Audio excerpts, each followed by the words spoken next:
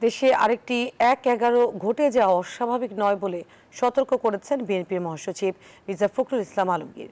বৃহস্পতিবার সন্ধ্যায় সুপ্রিম কোর্টে জাতীয়তাবাদী আইনজীবী ফোরামের এক অনুষ্ঠানে তিনি এই মন্তব্য করেন। বলেন, বর্তমানে যা ঘটছে তা বিএনপির জন্য খুব বেশি সুখকর নয়, তাই দেশের স্বার্থে ঐক্যবদ্ধ হওয়ার কোনো বিকল্প নেই।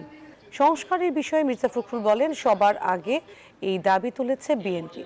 পিআর নিয়ে দেশে বিতর্ক তৈরি করা হচ্ছে বলে অভিযোগ করেন বিএনপির এই নেতা। নির্বাচন নিয়ে আর দেরি করা ইউনূস সরকারের ঠিক হবে না। ফেব্রুয়ারিকে লক্ষ্য নিয়ে এগিয়ে যাওয়া উচিত বলেও মন্তব্য করেন মির্জা ফখরুল।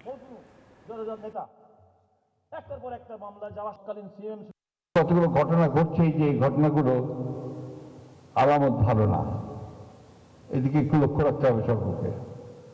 আপনার পত্রপত্রিকা খুললে, টেলিভিশন দেখলে তাহলে কিন্তু কিছুটা পরিষ্কার হবে আপনাদের কাছে। সব কথা সব জায়গায় খুলেও বলা যায় না, কিন্তু আমি আশঙ্কা করি যে আমরা যদি ঐক্যবদ্ধ না থাকি, আমরা যদি সতর্ক না থাকি, তাহলে ১-১১ মতো ঘটনা ঘটা এখানে অস্বাভাবিক কিছু নয়।